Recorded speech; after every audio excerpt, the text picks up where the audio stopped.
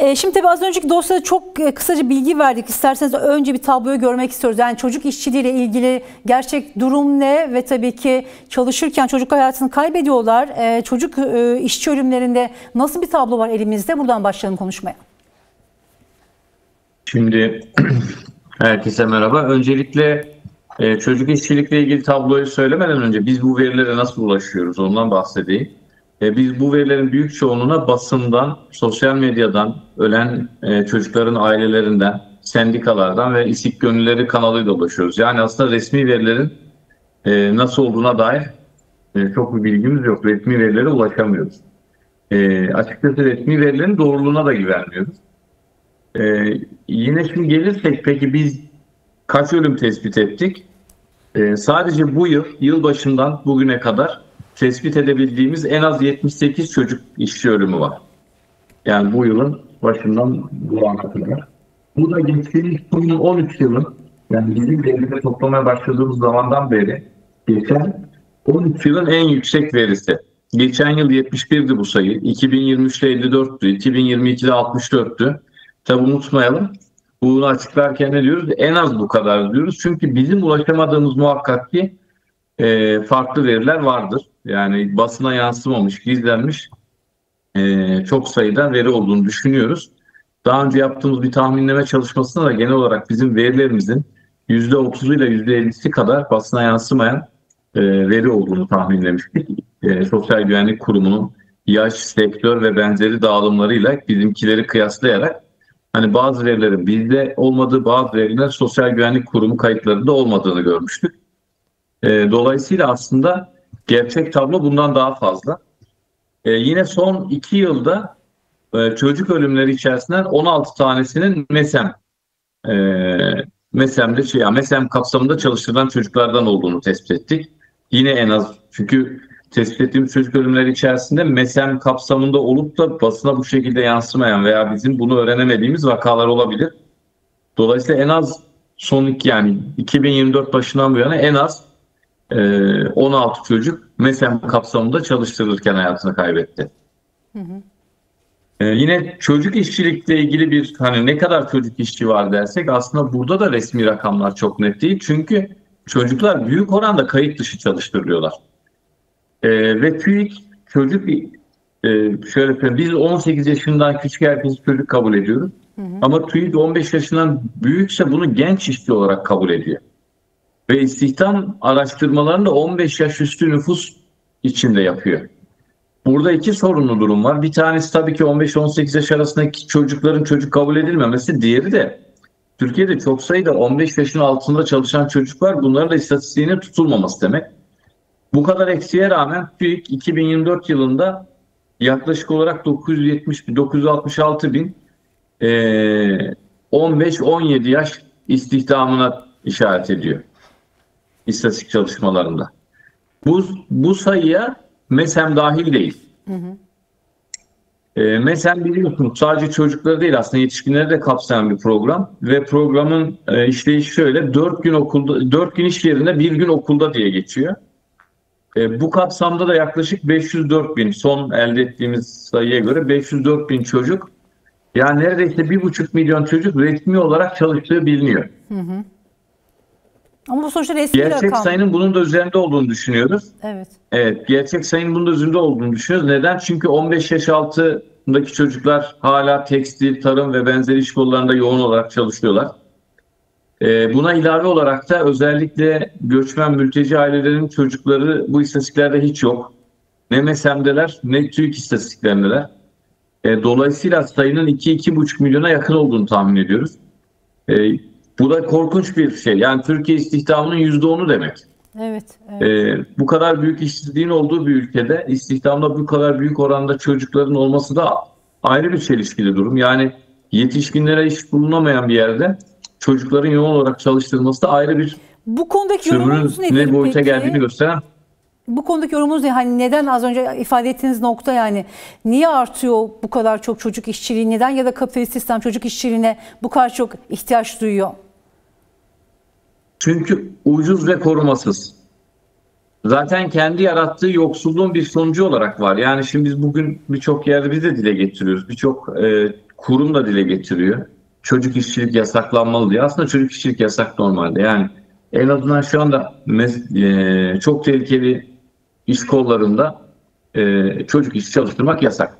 Genç işçi çalıştırmak da yasak. Yani 18 yaşın altında çalışmanın yasak olduğu iş kolları var. Çok ama mesela tehlikeli dediğiniz iş kolları söyleyebilir misiniz acaba? Çok tehlikeli derken nelere kastediyorsunuz? Biraz açıklık örnekler vereyim. Örneğin inşaat iş kolu, örneğin petrokimya, örneğin döküm fabrikaları. Ama şimdi şöyle örnekler var karşımızda. Örneğin son çocuk işçi ölümünün yaşandığı, işte Alperen Uygun'un ölümü bir inşaatta meydana geldi. Evet. MESEM kapsamında bir asansör firmasında çalışıyor gözüküyor ama tabii ki asansörler inşaatlara monte ediliyor. Yine Kardemir'de yine çok tehlikeli sınıfta olan Kardemir'de bir çocuk işçi hayatını kaybetti. Yağız Yıldız. Yine Arda Dimrili. Ya sıvı tesisatçının yanında MESEM programında gözüküyor ama sıvı tesisat nerede yapılıyor? İnşaatlarda yapılıyor. Dolayısıyla aslında bu çocuklar inşaat gibi, döküm fabrikaları gibi, petrokimya, kimya tesisleri gibi yerlerde çalışıyorlar. Yani kayıt dışı çalışanlar zaten var bu sektörlerde.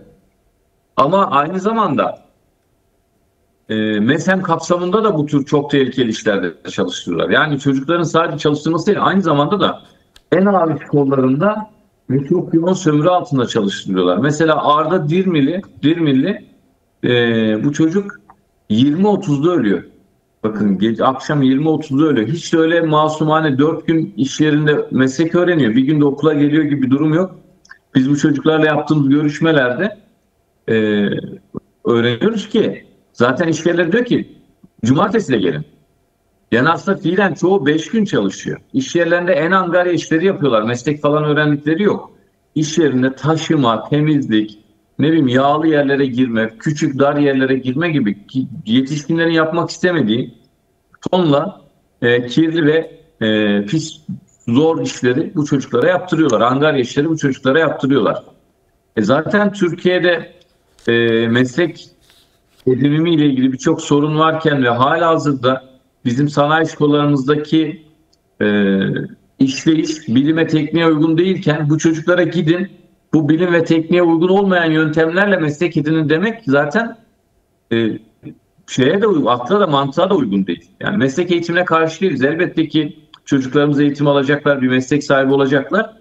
Ama bunun bir sömürü çarkı içerisinde onları ölüme sürükleyen, meslek hastalıklarına sürükleyen, sadece emeğinin sömürülmesi değil,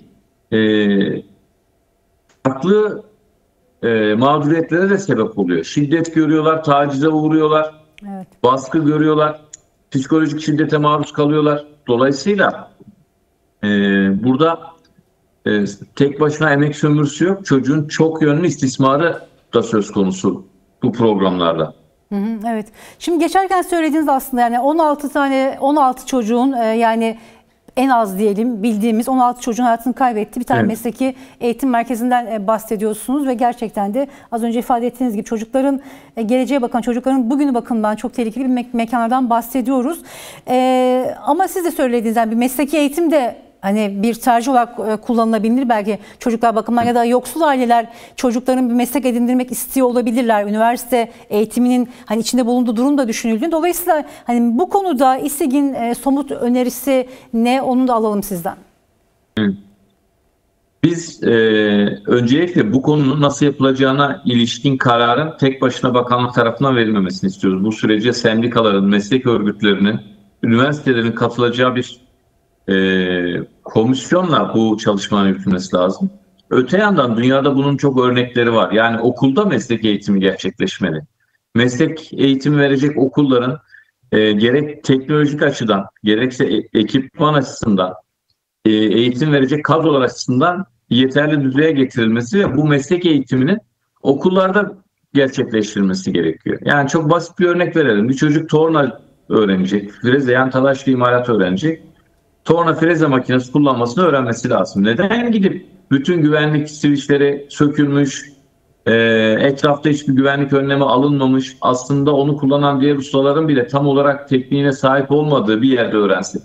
Bu ekipmanlar okulda olmalı, tüm güvenlik önlemleri alınmış olmalı, günün gereklerine, teknolojik ihtiyaçlarına uygun tezgahlar üzerinde eğitmenlerinin gözetiminde bunu öğrenmeli. İşte aksi takdirde bu gördüğümüz kazalar oluyor. İnşaat tekniği öğrenecekse okullarda bununla ilgili alanlar yaratılmalı. İnşaat tekniği burada öğretilmeli. Bu çocukların inşaat sektörünün çoğu yüksekten düşmeye bağlı oluyor. Çünkü inşaat ortamında değil çocuklar için, yetişkinler için bile gerekli önlemler alınmamışken bu çocuklarımızın buralarda meslek öğreniyor diyerek gönderilmesi çok abes. Bizim Twitter sayfamıza lütfen girsin katılımcılar İstik Meclisi'nin ve oradaki şeyleri görsünler. Örnekler var yani bu ölümlerin nasıl olduğuna dair, bu çocukların nasıl çalıştığına dair. Böyle masumane bir meslek eğitiminden bahsedemeyiz yani. Ve ne yazık ki gerek Milli Eğitim Bakanlığı gerek Çalışma Bakanlığı bu programın devamından yana bir şey kullanıyorlar, tercih kullanıyorlar. Bu tercih işte çocuklarımızın ölümünü yaratan tercihtir. Evet. Son olarak şunu da sormak istiyorum size. Şimdi az önce ifade ettiniz. Yani hani gerçekten İstik Meclisi'nin Twitter adresine baktığımızda, hesabına baktığımızda gerçekten her gün bir bilanço, yani bir savaş bilançosu gibi orada ölümlerin isimlerini görüyoruz. Az önce ifade ettiğiniz gibi bunlar herhalde hani görebildiklerimiz, acaba gerçek tablo nasıl diye insan düşünüyor. Fakat bu kadar aciliyetine rağmen herhalde bu konu biraz alışılmış mı diyeyim ya da güncel politikanın çok konusu olmuyor gibi bir gözlemim var. Ne dersiniz bu konuda? Sizin bu konudaki fikriniz nedir? Evet. Yani aslında evet doğru söylüyorsunuz. Şöyle ki biraz yani sosyalist partiler ve muhalefet açısından daha belki bu bir gündem. Zaman zaman meclise de taşıyor ama iktidar ve ortakları açısından bu ülkede sanki böyle bir gündem hiç yokmuş gibi davranılıyor. Bugün biz dünyada da çok kötü bir yerdeyiz. Yani dünyanın çok geri kalmış ülkeleriyle kıyaslanacak düzeyde çok ölümün yaşandığı bir ülkeyiz. Hep örnek verilir Avrupa'nın en kötüsüyüz diye. Gerçekten de bu istatistikler şöyle tutuluyor Avrupa'da. Ülkeleri kıyaslamak için Eurostat diye bir kurum var biliyorsunuz Avrupa İstatistiklerini tutan. Orası 100.000 çalışana karşılık kaç ölüm meydana geldi bunu kıyaslıyor. Biz en kötü ülkeden, Avrupa'daki en kötü ülkenin 3 katı kadar yani oransal olarak 3 katı kadar ölümün meydana geldiği bir ülkeyiz. Dolayısıyla biz bu ülkede belki de birçok meseleden önce bu meseleye yer almamız gerekiyor. Çünkü insanlarımız her gün ölüyorlar. Ortalama her gün bizim kaydedebildiğimiz 6 ölüm var. Tahminimiz de 9 ölüm olduğu yönünde. Ve burada bir de işin görünmeyen tarafı var, meslek hastalıkları. İLO diyor ki her bir iş cinayetinde ölüme karşılık 6 meslek hastalığına bağlı ölüm vardır. Yani aslında bizim görünen tablonun 7 ile 10 katı kadar ölüm iş yerleri dolayısıyla meydana geliyor. İş yeri dediğimizde işte sizin son haberiniz, biraz önce haberinizde de geçtiğiniz Ravi ve kozmetikteki gibi bir yerler. Onlar yüzlerle ifade edilecek sayıda. Evet. Ve ne yazık ki böyle değil işte Gayrettepe'deki gece kulübü yangını, Davutpaşa patlaması, Soma katliamı, Ermeni katliamı, Amasra katliamı, İliç katliamı, yani ülke her gün yeni bir katliama uyanıyor. Yeni bir işçi katliamına uyanıyor. Ama iktidar sanki böyle bir sorun hiç yokmuş gibi, yine Erdoğan'ın sözlerinde yayınladığınız sözlerinde de geçiyor. Bu işin fıtratında var deniyor. Neden bu fıtrat? Örneğin bir Belçikalı'nın, Alman'ın veya İngiliz'in fıtratı değil de Türkiye'li her milletten emekçilerin fıtratı oluyor.